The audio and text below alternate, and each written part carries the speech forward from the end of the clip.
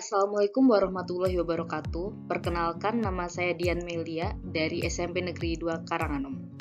Pada pertemuan kemarin, kita sudah membahas tentang lingkaran, unsur-unsur, dan cara menghitungnya.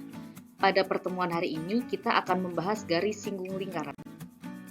Nah, untuk dapat memahami garis singgung lingkaran, coba perhatikan gambar yang ada pada layar. Nah, di layar ada lingkaran berpusat di titik O, dan ada 3 garis, garis K, L, dan M. Garis K berada di luar lingkaran. Garis L berada di dalam lingkaran. Garis L memotong lingkaran di 2 titik. Ini titik pertama dan ini titik kedua. Untuk garis M, ini garis yang ada pada lingkaran. Garis M memotong lingkaran di 1 titik. Ini titiknya. Nah, garis M ini yang disebut garis singgung lingkaran. Jadi, dapat kita simpulkan bahwa garis singgung pada suatu lingkaran adalah garis yang memotong lingkaran itu tepat pada 1 titik lingkaran itu. Ini titiknya. Dan titik ini yang disebut titik singgung. Titik singgung adalah titik perpotongan garis singgung dengan lingkaran. Ada hal yang harus kalian pahami mengenai garis singgung lingkaran. Garis singgung lingkaran harus tegak lurus dengan diameter lingkaran yang melalui titik singgungnya. Untuk lebih jelas, coba perhatikan gambar yang ada pada layar. Di layar ada lingkaran berpusat di titik O. Dan misalnya di sini ada titik yang pertama, ini titik kedua. Nah, titik pertama dan titik kedua merupakan titik singgung lingkaran. Untuk kita dapat menentukan garis singgung lingkaran yang melalui titik pertama dan titik kedua, kita buat garis yang tegak lurus dengan diameter lingkaran. Garis yang tegak lurus dengan diameter lingkaran dan melalui titik pertama adalah garis N. Dan garis yang tegak lurus dengan diameter dan melalui titik kedua itu adalah garis M. Jadi, garis N dan garis M merupakan garis singgung lingkaran. Setelah kalian memahami konsep garis singgung lingkaran yang harus tegak lurus, kita perhatikan gambar yang ada pada layar. Di layar terdapat 2 gambar, gambar pertama dan gambar kedua. Kita perhatikan gambar pertama terlebih dahulu. Gambar pertama terdapat lingkaran yang berpusat di titik O dan ada titik A yang berada pada lingkaran yang merupakan titik singgung lingkaran. Nah, cara untuk membuat garis singgungnya adalah kita tarik garis yang tegak lurus dengan garis OA, yaitu garis BC. Jadi, garis BC merupakan garis singgung lingkaran. Dan hanya ada 1 garis singgung untuk setiap titik yang berada pada lingkaran. Untuk gambar kedua, ada lingkaran berpusat di titik O dan ada titik A yang berada di luar lingkaran.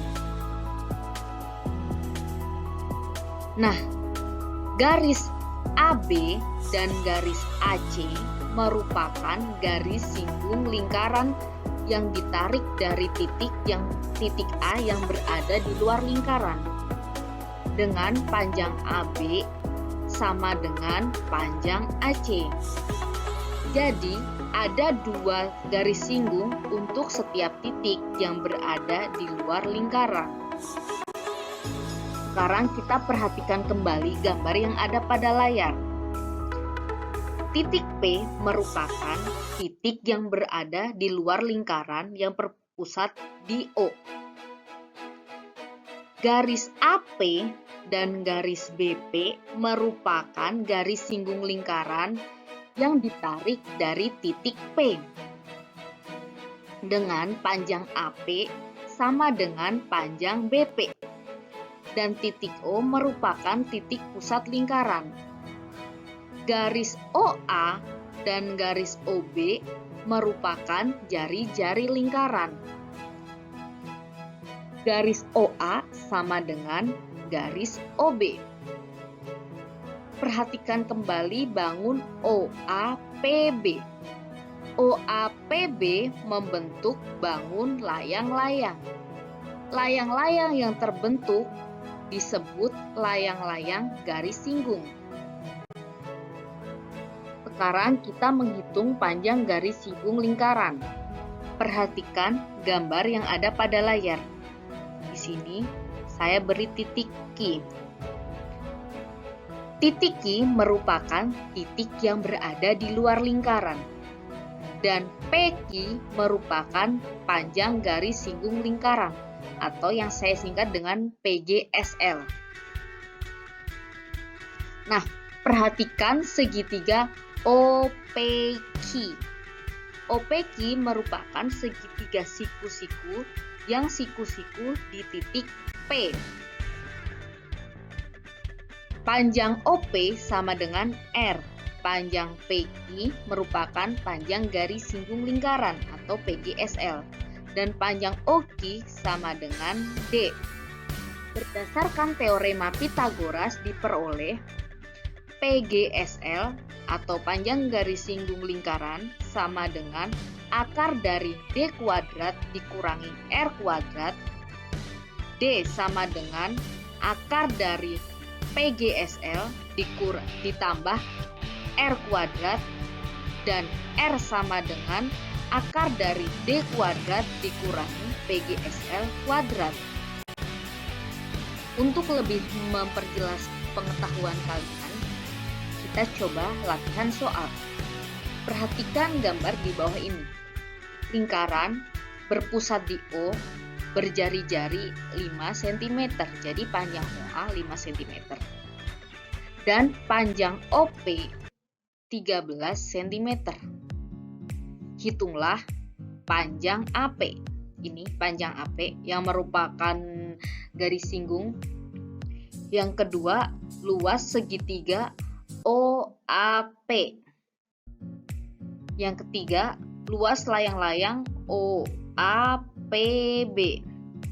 Yang keempat, panjang tali busur AB. Panjang tali busur AB merupakan panjang diagonal layang-layang. Nah, caranya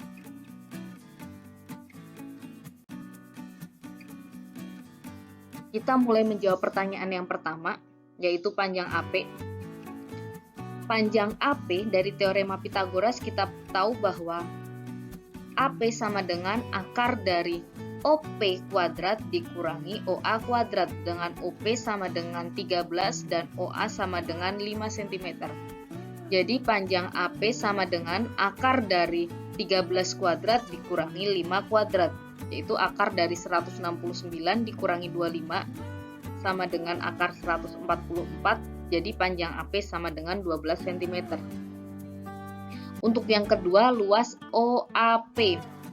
Ini OAP merupakan segitiga siku-siku yang siku-siku di titik A. Jadi OA merupakan alas dan AP sama dengan tingginya.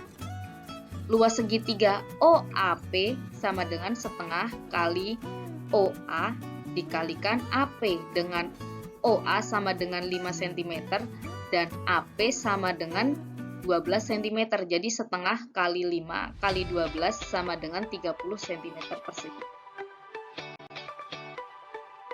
Nah, untuk soal selanjutnya yaitu kita akan menghitung luas OAPB.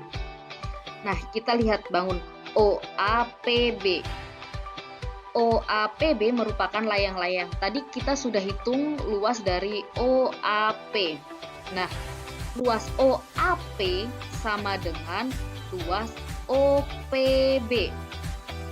Jadi kita bisa hitung luas OAPB sama dengan 2 kali luas OAP. Jadi tadi kita sudah hitung luas OAP sama dengan 30 cm persegi, sehingga luas OAPB sama dengan 2 dikalikan 30 cm persegi, jadi 60 cm persegi. Nah, sekarang kita hitung panjang busur AB.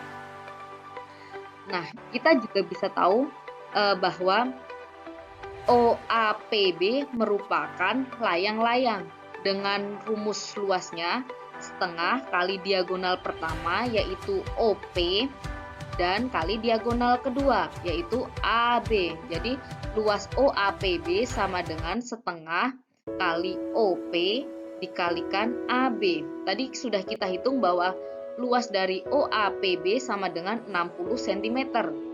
Jadi 60 cm itu sama dengan setengah dikalikan OP.